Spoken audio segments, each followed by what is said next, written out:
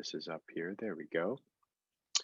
For those of you who are new to us, Good Grief is a nonprofit organization based in New Jersey whose mission is to build resilience in children, strengthen families, and empower communities to grow from loss and adversity. We accomplish this through a variety of programs and initiatives, including free and unlimited peer support for children starting as young as age 3 through 30 and their primary caregivers. We also run an annual arts-based summer camp for grieving kids, and we run programs out of schools called Good Grief Schools, where we equip educators to implement grief support groups and social emotional learning curriculum, as well as professional development and parent education programs, among many other things. If you're interested in learning more about who we are and the work that we do, I encourage you to check out our website at good-grief.org. I'm going to type that into the chat there. All right, so today, what we're going to do, we're going to explore the impact of death and loss on children and teens, identify some common grief reactions at various developmental stages, learn tips for supporting children and teenagers throughout grief and loss, and hear testimonials from 2 grieving children about what grief is like for them and how you, as a parent, professional, just a concerned member of the community, can help. So let's dive into it. 2020 has been a challenging year, to say the least. As we all know, this pandemic, COVID-19, has been going on much longer than any of us anticipated when it all got started. The death toll, loss, and ensuing grief continues to rise. Jobs continue to be lost. Businesses continue to close down.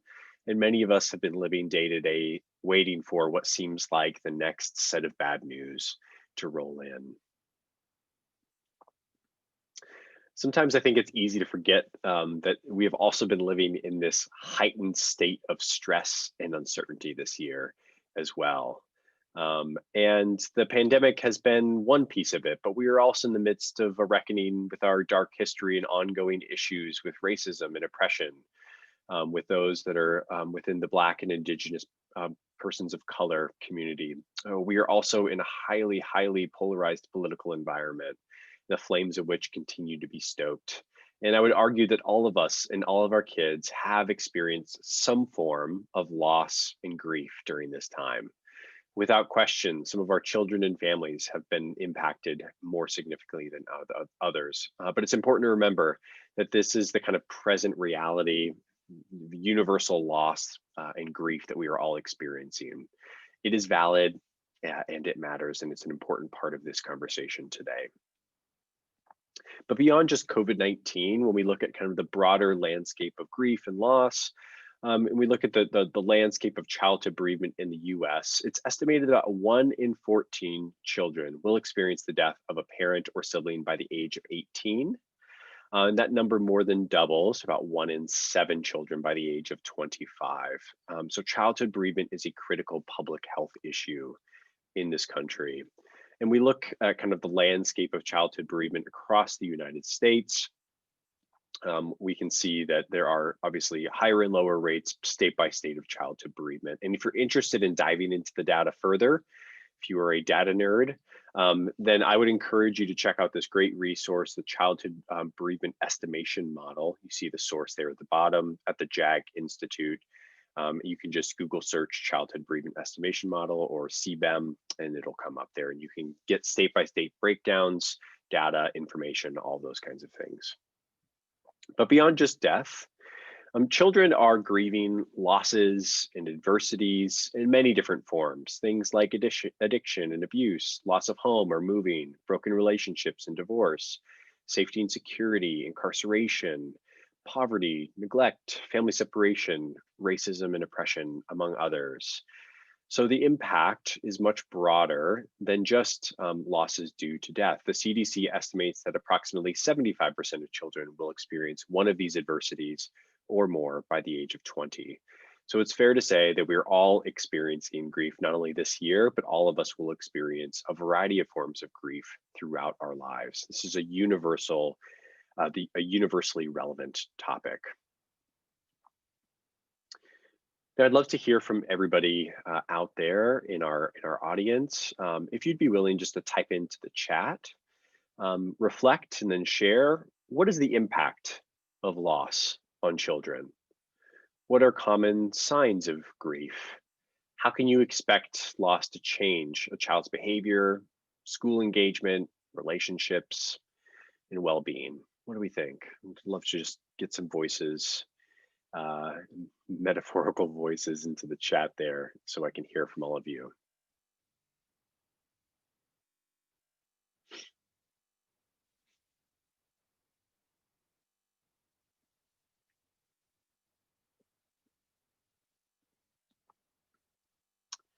Yeah, I'm seeing in the chat here. Susan said isolation, not wanting to come to school. Georgia said it affects their sense of security, behaviors, acting out, anger, impact, isolation. What else? Common signs of grief include anger and acting out, missing out on childhood experiences, withdrawal from family and friends. Yeah, very common reactions.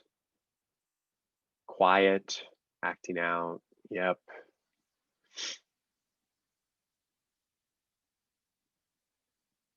Yeah, that's a really interesting insight, Daniel. You said feeling imperfect, feeling a need to be perfect to create less waves. Yeah, this idea of I don't want to kind of make things even more challenging in my home or other environments. So I'm going to do everything I can to be, quote unquote, perfect. Feeling that they're alone, sleeping problems. Yeah. So I think we're definitely getting it. Lots of very common reactions to grief and loss.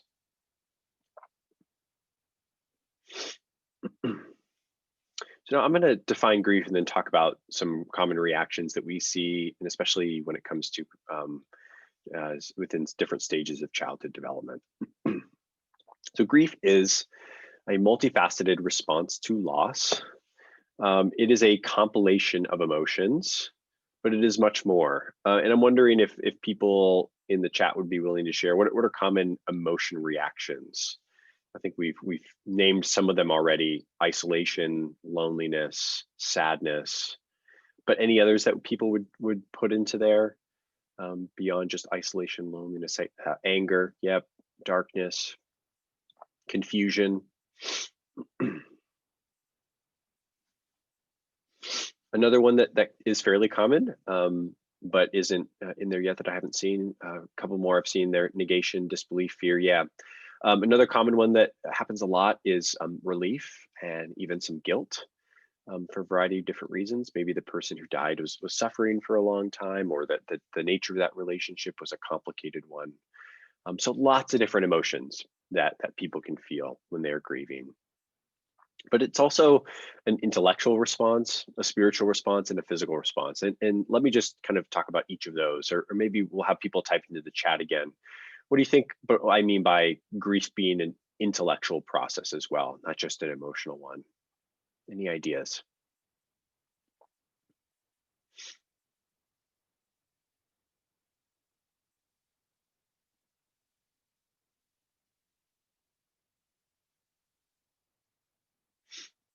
Yeah, so Danielle said, I should not feel like this. So kind of questioning the nature of our feelings. Discovery of immortality. Yeah, this kind of reality that we begin to recognize and understand that life is temporary. I can't wrap my mind around this. Yeah, Susan is kind of naming this cognitive dissonance that often kicks in where it doesn't feel real. Yeah, questions about what happens to a person's body and their soul. What happens after death, if anything? How is this fair? Yeah, exactly. All intellectual process questions. And I would add to this that when it comes to childhood bereavement, one of the things that's really challenging, particularly within our 21st century American context, is we tend to try to sugarcoat or minimize or even try to make better some of the harsher realities of grief and loss with our kids. And we do that by using language, euphemisms, and phrases that are inherently very confusing and don't convey the accuracy of what has happened. So it's difficult for kids then to wrap their heads around it. So I'm wondering, what are common euphemisms and phrases that you've heard related to death and loss that people tend to use to describe what has happened to kids? Yeah, passed away. Yep, mommy passed, went to heaven. Exactly. Went to a better place, sleeping. Yeah. Yeah, all very common ways of describing it. Um, and again, these are very kind of inherently confusing phrases, aren't they? What does it mean to pass away? Do you pass back? Well, normally when people go to sleep, they wake back up, right? And so, what does it mean to be dead versus going to sleep? It can be very confusing for kids, especially if we haven't had those kind of open and honest conversations with them. So one of the things that we try to do at Good Grief through our work and through our education is to encourage people and to give them tools to understand how to explain death to kids in a way that is concrete and understandable, but also developmentally appropriate and safe for them. Grief is also, just to round out these last two, a spiritual response. And we've mentioned this already. I saw some things in the chat here around making meaning and things like that. But anything else that people would add about kind of the spiritual nature of grief? What do we think?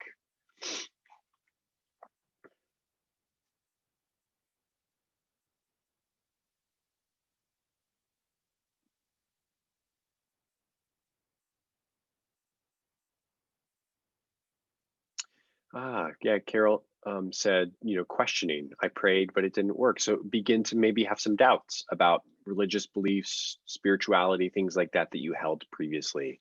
Certainly a big challenge to your faith.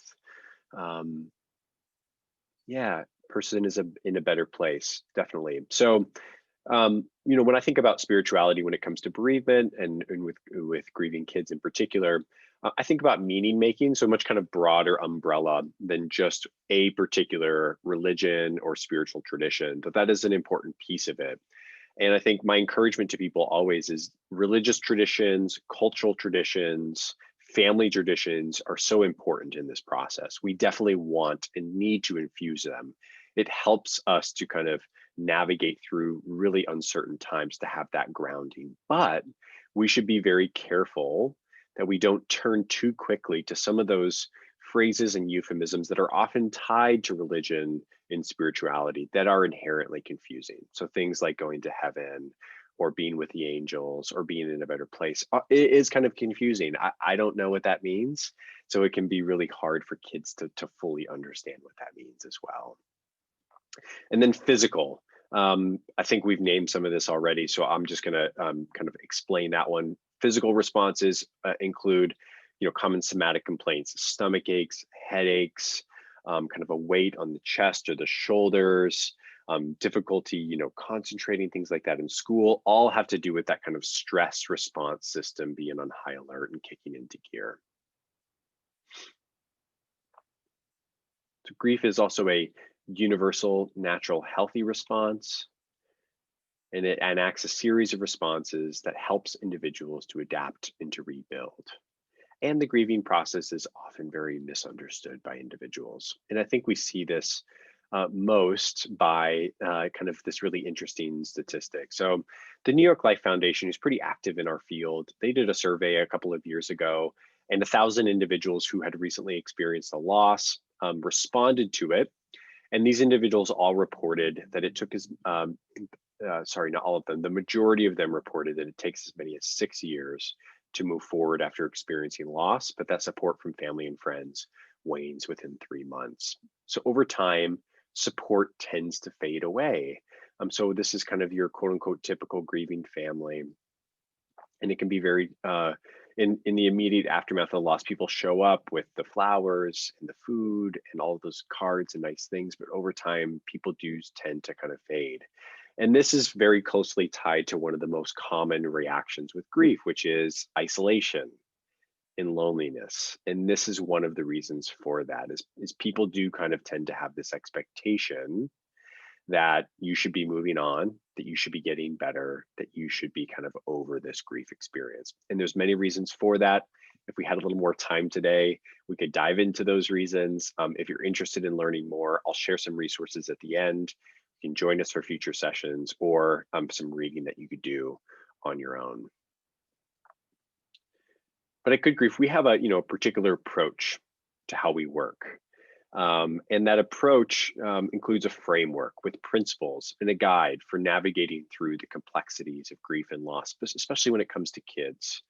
And this we have found to be a really helpful framework when we think about kind of responding to grief and loss. So it includes things like engaging the loss and adversity by showing up and being willing to face it. In a culture that often ignores it, suppresses it, or minimizes it, we're trying to be an organization that's encouraged people to first and foremost show up and be willing to engage in all the complexities of grief. And then embrace it. And what we mean by that is embrace the reality of the present with all the good and all the bad, and learn to cope in healthy ways and have self-compassion, which ultimately means understanding that not every day is going to be a good day. There's going to be days that are going to be really hard, but we should be kind to ourselves through this process. Third, integrate. And this word comes from the field of post-traumatic growth studies. I love this word. It has a lot to do with narrative and storytelling. So by integration, we mean making that story a part of your, making the loss a part of your life story and narrative, and regaining a sense of agency and control.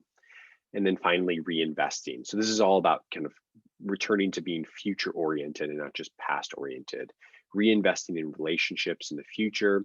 And that includes this relationship with the person who died, that you have a continuing bond with that person going forward. That's going to change and evolve over time, but is still there. All right, let's talk about some common responses to grief and loss. So grief reactions are highly subjective, highly unique. No two people will respond in the same way, even within the same household. And there are a number of different factors that are going to determine how someone will respond, such as the nature of the loss. So how did the person die, whether it was a very sudden loss or an expected one, might, kind of impact some of those reactions. The age of the griever, previous exposure to loss or crisis in their life, the nature of the relationship with the deceased. Not all relationships are created equally. Their prior mental and physical health, culture, religious traditions, socioeconomic status, access to support. You get the idea. Many different factors are going to play a role in how someone responds.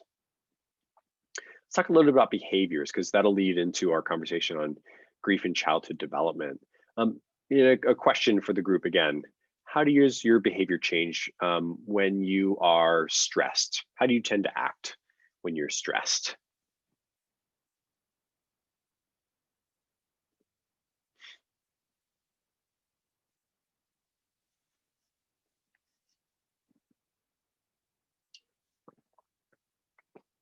Yeah, irritable, very easily triggered, can't think straight, not as patient, retreat, get fast-paced, agitated.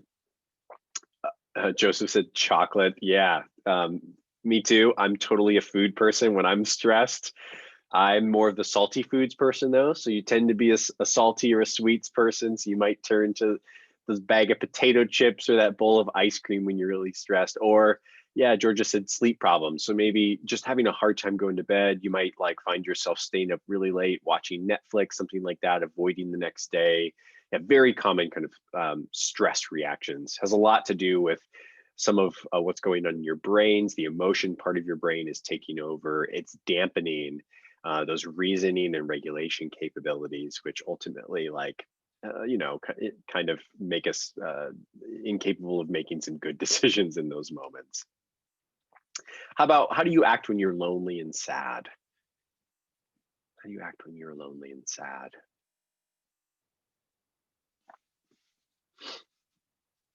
Quiet, yeah. Withdrawn, still, cry, isolate, yep. Isolate, mope. Yeah, this is really interesting. researchers have found that sadness actually plays a really important role in the bereavement process, and sadness has been largely misunderstood. So, researchers have found that with sadness comes greater self reflection. Sadness forces us to slow down. We get a heightened sense of accuracy and promotes this kind of sense of, yeah, deeper and more thoughtful reflection. So sadness kind of serves this opposite purpose of anger, which sadness, anger kind of prepares us to lash out and fight. Sadness forces us to slow down, withdraw, and kind of take stock of our lives. So sadness, it plays such an important role in grief in helping us to kind of survey the landscape, make sense of what's happened to us, and then move forward. So let's see some common reactions at different developmental stages. And I'm going to send this out in a handout, and I will be making all of these resources available to everybody following the session as well. And all of them can also be found on our website. Let's see if I can drop this handout into the chat here. Sorry, folks, it's not letting me drop it in. So what I'm going to do is I have everybody's registration information. I'll just make sure that these attachments get sent out to everybody as a follow-up. But you can see it here on the screen. So some common reactions that these are at different developmental stages. An important tip, hold these loosely. Again, every child is so different and unique. Don't use this as like a hard and fast rule, but these are some common trends that we see. So, at a very early age, when it comes to understanding death and loss, they can certainly sense that something is different. Will not have memories likely, especially over the long term of that experience. Fussiness and clingy behaviors, regressive behaviors are very common. Some needs, stable routines, nonverbal love and care. You're going to see that that is a common need across all age groups. We start to get into pre-K through kindergarten, often conceive of loss as temporary and believe that the person is going to return, often have a fear of separation, things like that, and memories will tend to fade over time. As kids get a little bit older, we can get into magical thinking, kind of the what ifs, those kinds of things, and grief tends to ebb and flow, to kind of come and go in and out. All right, and then by the time we get into teenage years, certainly have a realistic view of loss. We'll want to know more details. We'll recognize more fully the fragility of life, things like that. But notice, a lot of the needs stay the same: stable routines, honesty, trust, caregivers in their lives who are willing to show up for them and be there for them. We get into some more complicated behaviors and things like that in teenagers, but at the end of the day, teenagers need the same things that young kids need. And they need to feel validated, to feel understood, and to be given agency and choice through this process. So again, I'll send that out as a chart. You will have that as a takeaway from the session.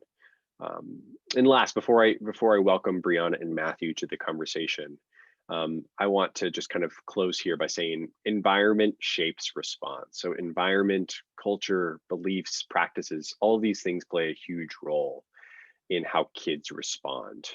And while there are lots of stories of resilience and strength, there are just as many stories of heartache, pain, and sorrow. And so one of my hopes from this session that you take away is the sense of responsibility, the sense of shared collective responsibility. We like to say at Good Grief that it takes a village to help a grieving kid adapt and be resilient through loss. And so, my encouragement to you is to keep showing up, understand that you have a role to play, no matter how big or small, in helping grieving kids respond. So with that, I am so thrilled to welcome Brianna Memory and Matthew Wagner to this webinar. Thank you both for your courage to join us and to share your stories. I'm going to let each of them take some time to introduce themselves and share a little bit about their person who died. Then I'm going to ask some follow-up questions so we can learn some more from them. And then I'll open it up to the group to either ask questions to Brianna and Matthew directly, or ask questions of me as well. So we are going to start with Brianna. So Brianna, I'm going to go ahead and unmute you. There we go. All right, Brianna, would you be willing to just go ahead and tell us your story and about your person who died and anything else that you prepared for today? Okay. Hi, I'm Brianna. I'm 8 years old and I'm in fourth grade. I Some things I like to do for fun are play piano, dance, act, sing, and I also love school. So school is actually something that is very, very important. So my grandpa died a year ago, and I actually had to miss the first day of school because that was when my grandpa's funeral was. So my teacher actually called and she started talking about school, and I kind of was happy about that because I thought, oh, she's probably going to talk a little bit about my grandpa. And at that point, for me, in the beginning, like when I first experienced it, I just didn't want to hear anything about it. I didn't want to talk about it. I just didn't want. I just didn't want anything about it. Like, just I didn't want to hear anything. Just nothing. So I was a bit happy when my teacher started talking about school instead. And I always, so my grandpa actually lived with me my whole entire life. And I always loved doing word searches with him in the morning at breakfast because I did that every day. And when I was little, I used to watch Little Einsteins with him. And Good Grief has, I don't know what they do, but they just make you feel better about it. And I just feel like they've done so much for me, and now I feel comfortable talking about my grandpa and just hearing things about him. Thank you. Thanks, Brianna. Thanks for sharing with us. You're welcome. Um, Matthew, are you ready to share? My name is Matthew. I am 8 years old and I'm in third grade. My favorite game is technically chess, and and my father died. He died. I think he died about like 3-4 months ago. It really impacted me. I really felt sad. I didn't talk to anybody or share. Well, I did talk to somebody, but I didn't talk to anybody in my else, not in my family. And I felt so upset. In the morning, I didn't want to leave bed because I was so upset.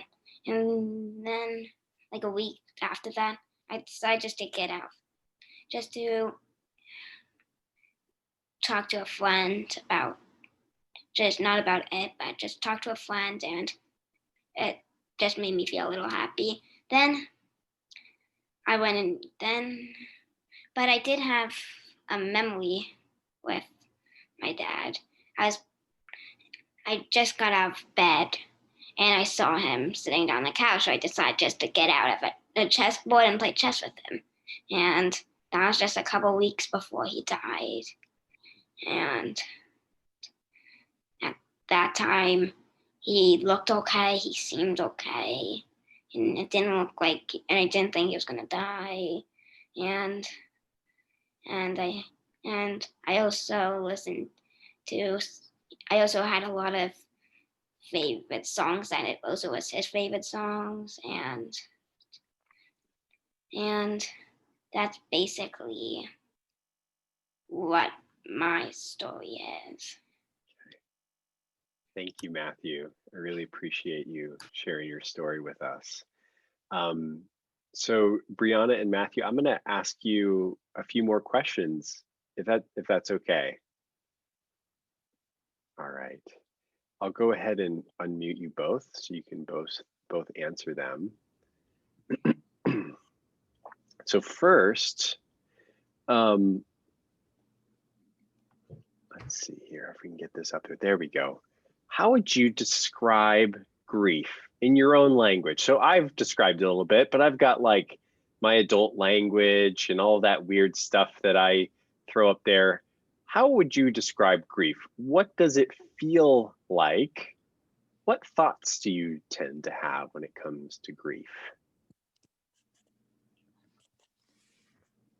Whoever would like to go first. For me, grief is just a tough feeling. is definitely an uncomfortable feeling. I, I don't like having that because then you just think of it. And to me, sometimes when I think of grief, I think of, well, number one, my grandpa, and just sadness, because that's just what it usually makes me feel. Yeah. How about you, Matthew? How would you describe grief and what does it feel like? Grief sometimes is a couple feelings mixed in one, and sometimes it's anger, regret, sadness. So to me, grief is not that good, but happy makes me not happy. But to me, grief is instead of a feeling, it's a chunk. It's a group of feelings that you feel It sometimes make me cry whenever I think about it. I have bad dreams. Yeah. So that's how I describe grief. Yeah, it's mixed feelings. That's a really interesting idea. Brianna, did you ever have that too, like mixed feelings? Yeah, sometimes it's like happy kind of feeling on the happy side, but sometimes it's definitely the sad side. Yeah, yeah. And I'm wondering, this is a question I'm just thinking of now, and I didn't get to share with you guys this question beforehand, but I'm just thinking of it when you described mixed feelings. Like, what do you guys do with those mixed feelings, especially when sometimes those feelings can be really strong and overpowering, can't they? And you might be in the middle of your school day, or you might be out doing an activity. What do you usually do with those feelings? For me, I try to, if it's a really strong and sad feeling, I try to distract myself in some way. Some Most times I should say it actually doesn't work. So in that case, I would, think of something that may happen later in the day or tomorrow, in a week, in a month from now. Mhm. And that's on the happy side of it. I just like that feeling, so I smile and I'm happy about it. Yeah.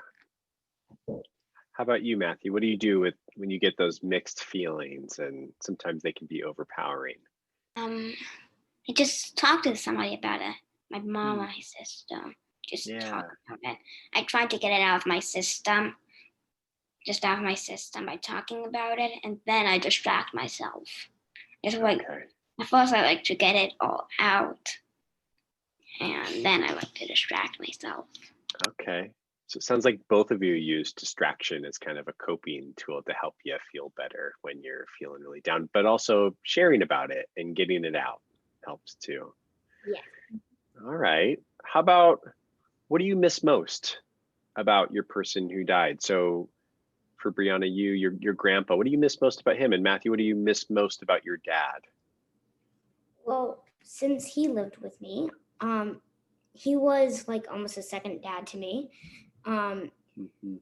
I just miss him coming to all of my, concerts and plays and everything. And I also miss, as I said, I always did word searches with him in the morning, so I miss that Yeah. as well. Yeah. Matthew, how about you? Me, I miss how like a lot of the time I get to play chess with him because nobody else in my family knows how to play chess, and I also miss go on a cold day, snowy day. He still went outside so I could go and play in the snow. Yeah. Yeah. Thank you That both for that. What's something that you wish every adult knew about grief? Maybe you think that something that they often don't seem to get or misunderstand, or I don't know, if you could just tell adults like, hey, this is what you need to know. This is what helps me. Like, what would you like adults to know about grief?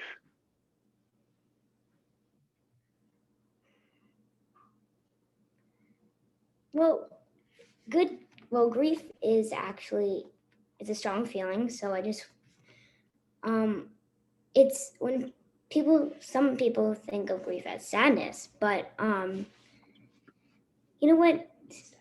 They don't exactly get the kind of sadness. It's like a whole different view of it because it's when you're losing somebody is a lot different than just being sad about maybe fighting with a friend because you can still make up with that friend. But when you lose somebody, Yeah. they're pretty much gone, you know? Yeah. And it's So does it feel like a deeper kind of sadness, Brianna? yeah. Okay. So you'd want people to know that the kind of sadness I'm feeling is just a lot different than the kind of sadness I feel like when I'm fighting with a friend or at other times. Yeah. Okay. Yeah, that's great. Thank you. Matthew, how about you? What would you want people to know? I want people to know a couple of things. One, please don't say I'm sorry that that person died and bring so many feelings. Number Yeah. two is is if you don't talk too much about it or not just cry and and if you ask me to tell this story, I will. But that doesn't mean I want to tell it. Doesn't mean that I Mm, feel good with telling it. okay. And another thing, Interesting. and another thing is when I feel regret or something, I not everybody knows what I'm feeling, but I do, and I wish people could just realize that I'm feeling regret. Yeah. A couple things I want to follow up there. So the first one is don't say that you're sorry. Really interesting. Brianna, do you feel the same? Do people tell you that they're so sorry? And do you like when people say that or not very much? What do you think? I mean, it's not like you don't get angry about it, but they say sorry. You don't, it's, for me, I just feel like they don't mean it for some reason because Mm, it's such a big thing, especially in the beginning when they just said, I'm sorry. I just felt like, I don't know. I just didn't feel like enough. yeah. Yeah. Is that how you would describe it too, Matthew? Is that why you say to people don't say sorry? Yeah. Okay.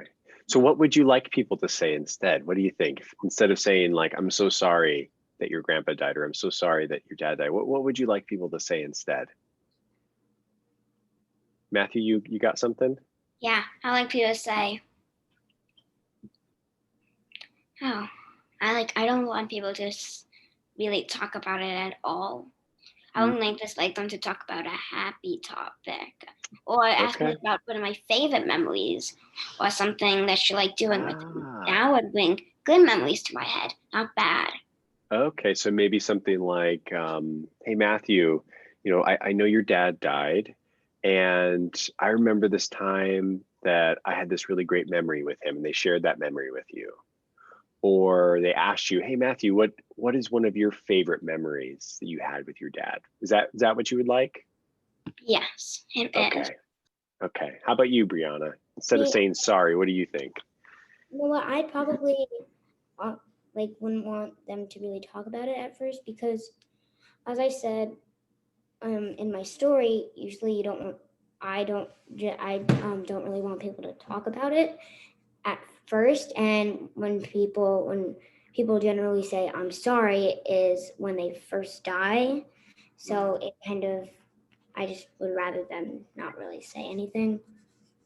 yeah, yeah, and that's hard, right? When especially immediately after, just to have to kind of like see that and hear that a lot. Okay, I think I have one more question. We might have touched on this a little bit, but we'll see if you have anything more you want to add to it.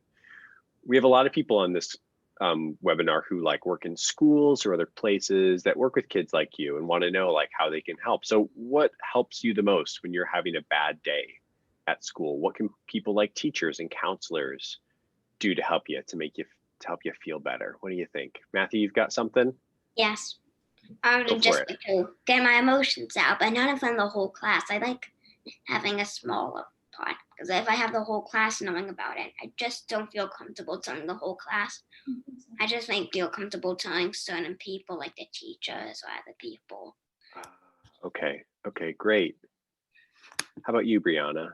And I'm having a bad day. Obviously, I also try to get distracted, and sometimes I will sing or play the piano, and just I don't always I can do something, like I can do something to like get that kind of out of my head, Mhm. um and teachers and counselors and other people can I just wish they could understand it better. And yeah, that's pretty much all. Okay, great. Thank you. All right, so we are getting close to our time, and I do want to open up an opportunity for people that are joining us today to be able to ask some questions too. So if you want, feel free to type questions into the question box. There's a Q&A box there button, or into the chat, and you could ask questions of me or Brianna or Matthew, and we'll try to get to as many questions as we can. So if you have any questions, feel free to go ahead and ask them.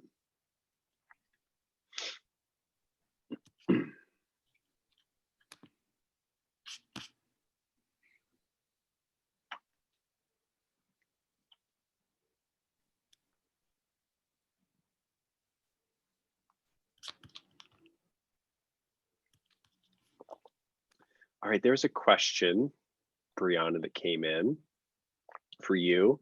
And Matthew, if you want to answer it too, you can. In what ways did good grief help you, Brianna? Well, Good Grief helped me by kind of, they didn't like all throw it out at you. Like they didn't just throw it out at you all at once. They kind of slowly went into, like, they didn't just say, like, they didn't really talk about it. They kind of just made you do little activities on it. And also just seeing that other kids had the same thing that happened, it just makes you feel better in a way. Yeah, maybe more normal when you have other kids like Right. you, so you don't feel like the odd person in the group. How about you, Matthew? Anything you would add to that?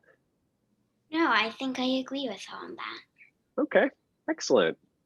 How about, there's another question here about what keeps the two of you happy and your mind off of the loss? And is that what you like? Do you like to just try to stay happy and keep your mind off, or are there times that you like to think about your person who died too? What do you think? For me, it actually depends. Sometimes I do like, talking about it and like keeping my mind actually on it, because that it depends. If it's a happy thought, I definitely will. If it's a good memory, totally. If it's like a bad thought of like, the wake, the funeral, all of that stuff, I totally would try to get myself distracted. Okay. And what would do that for me is probably try to think of like maybe just something, I don't know. It depends on how I'm feeling, pretty much. Okay. How about you, Matthew? Something that keeps me happy is getting to talk about it, getting to do some events about it like this. Okay. And something that doesn't make me happy is when somebody would bully me about it or something. That's what doesn't make me happy. Although that never happened because I only share with my friends. Okay. But I think I heard from you earlier, Matthew, that tell me if this is fair, it doesn't really make you happy when you feel like somebody's kind of making you talk about it. So you like to talk about it when it feels comfortable and safe, but not when somebody's making you talk about it. Does that sound Yeah. fair? Yes, if someone makes me talk about it, I don't want to talk about it. But if Yeah. someone's not making me talk about it, I would be perfectly fine. It's usually not very fun to have to do things that people are making us do, right? We like to have some choices. Yeah, I like to have choices of what I would do in my life. Okay, very good. All right, let's see what other ones we have here. I see some others in the chat. There's a question from Denise. Does it help you to be friends with other kids who have lost someone close to them? Matthew, you were talking to me about this actually before we started the session, about a friend that you have at school. What do you guys think? Does it help to have friends with other kids who've lost somebody too? Well, for me, I don't really have one in school, but just the people at Good Grief, right? Yeah. They're my friends. They become my friends, and it definitely does help because you get to see their perspective of the grief and kind of compare it to yours, and maybe give some. If they have something they do, it could help you. So I think it does help. Okay, great. Thanks, Brianna. How about you, Matthew? So, yes, it actually does Okay. help. It really does. I have this friend who does help me when I talk about it. He really helps me get it out, and he'll help, and he gets it out himself too, which is what I like. Yeah, so you can share in that together. Yeah. Very, very cool. All right, we're going to do some rapid fire questions here. You guys ready? Yeah. We'll move through a couple quickly. What's your favorite activity that you've done at Good Grief? For me, I have a lot, but one of them is definitely drawing something that one of your favorite things to do with the person who died. Okay, so drawing activity. How about you, Matthew? Finding things around the apartment. I mean, not the apartment, the house. There's a lot of places in the world. Okay, awesome. Let's see. Let me get another one here. What would you like people to say or do that didn't know your grandfather or dad? How can they help you? So I think this goes back to what we were talking about earlier, how you said you don't want people just to say sorry, and it's nice to be able to talk about like good memories and things like that. So you had said that maybe people could share memories about your dad or your grandpa if they knew them, but if they don't know them, then would you just want them to ask you about some of your favorite memories? Is that what you would want them to say? I mean, they didn't really know them. I would probably, yes, probably I would, but Okay. it depends on the person. Depends. I don't, yeah. Okay. You feel the same, Matthew? Yeah. Okay. Let's see. Any other questions we can do here? Oh, there's a question about when other people in your family, so siblings or parents, if they are feeling sad, I bet sometimes you can see that they feel sad too, right? Yeah. Do you feel like responsible for making them feel better? I mean, in a way, yes, because you make them feel better. That's kind of, hey, I did it kind of moment, which is Yeah. Yeah. And that can feel good. Yeah, it does feel good, actually. Kind of does. Okay. All right, guys. Well, we are getting really close to time. So we're going to stop there with the questions. But one last thing I want to ask both of you is what's something that you are both looking forward to in the future? I'm looking forward to just having my own children and talking about it to my own children when they get to the right age. Okay. Brianna, how about you? Something you're looking forward to in the future? me. I'm just looking forward to kind of staying where we are now, and hopefully things getting better with the pandemic and being able to see friends, go back to school normally, like without masks and everything. And that's pretty much all. Okay. Well, Brianna and Matthew, thank you so much for being here.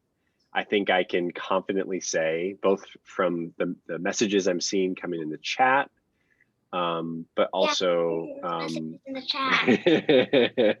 also just knowing from my own experience that everybody here is really grateful for you taking the time to be courageous and to share your stories with us. I learned from you, and I'm sure everybody else here learned from you too. So thank you so much. We really appreciate it, especially on today, Children's Grief Awareness Day. So everybody who's here, as we're closing out our time together, I have a couple of kind of tips and resources for you if you want to learn more. Today was just really kind of an introductory session. We have more that we can offer you at Good Grief if you're interested. One is take a deeper dive by reading one of our books. The book on there that I would kind of point to you first and foremost is the book that was written by our CEO, Joe Primo, called What Do We Tell the Children? Talking to kids about death and dying. You'll get a much kind of broader range to this conversation. You'll dive in much deeper on some specifics around it. It's a really great resource. I just typed a link into the chat, our resources page. It links out to Amazon where you can find those books. The other one that I would point to there is Talking to Kids About Death and Dying. It's an activity book. So if you're a professional that works with grieving kids in any capacity and you're interested in some activities and how to engage kids, I think you heard from Brianna and Matthew the importance of not just like face-to-face forced conversation, but that we do fun activities and how we talk about it alongside of each other. This is a great resource for that. We give you lots of different ideas. Another resource that I have for you that I will be sending out again, because I can't drop it into the chat here, I'll send it out in an email following, and you can find it on the resources page as well, is the holidays. They're here, and this year at Good Grief, every year we focus on some different stuff around the holidays. They tend to be a particularly challenging time for grieving families. 2020 has been a challenging year for all of us. And so we decided to focus this year's theme for holiday resources on gratitude. And this is not meant to be empty platitudes of gratitude, but more refocusing our attention on those things that we can continue to be grateful for in spite of the tremendously difficult circumstances we found ourselves in. So we have a gratitude journal that we built. You can do it with your family or just by yourself. It's a 14-day challenge, and research has shown if you have a daily practice of gratitude and expressions of gratitude, it will help to enhance your resilience and sense of connectedness to other people in your life. So consider joining us for that gratitude challenge. Other resources that we have available to you continues to be our grief support programs for families. And if you know someone that could benefit from the program, please refer them to our programs. We are still running virtual and in-person groups. The in-person groups are modified and they look a lot different, but they are happening. And so, feel free to reach out to our family coordinator, Anita Hamft, at there's her phone number and her email, which I will drop into the chat as well.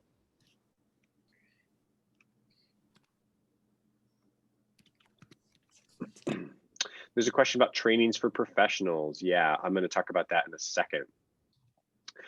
So we do offer trainings for a variety of different professionals, one of which happens in the school setting. So I mentioned this program called Good Grief Schools. It is a program that includes professional development, parent education, Good Grief groups, and Roots to Resilience, our social and emotional learning program.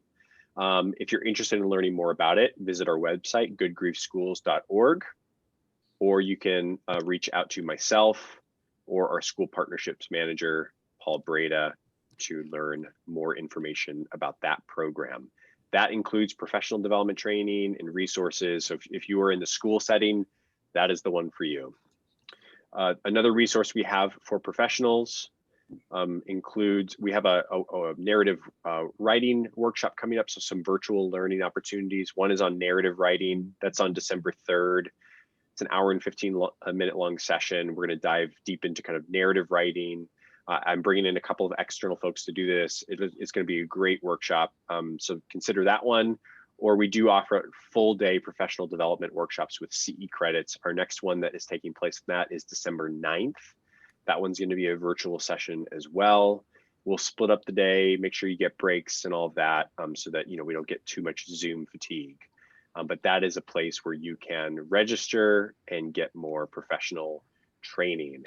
If you want to take an even deeper dive and get more involved in the organization and our work, I encourage you to think about volunteering with the organization. Many people who now work for the organization or involved in other ways started as volunteers. We have incredibly meaningful volunteer opportunities and experiences. Go to the website, good-grief.org. You can find information there, reach out to us, and get involved on that level. And last but not least, if you're just looking for resources for a child or a family around grief, COVID-19, other related topics, we have some great resource pages online. So feel free to check those out as well. All right, here we are at the end. Again, Brianna and Matthew, thank you so much for being here. And thanks to everybody who joined us today for taking the time on Children's Grief Awareness Day. Each of you has the capacity to make a difference in the life of a grieving child. So I hope that this was a beneficial learning experience for you. I know I learned something from both Brianna and Matthew. So again, thank you everybody, and I hope you have a good rest of your day.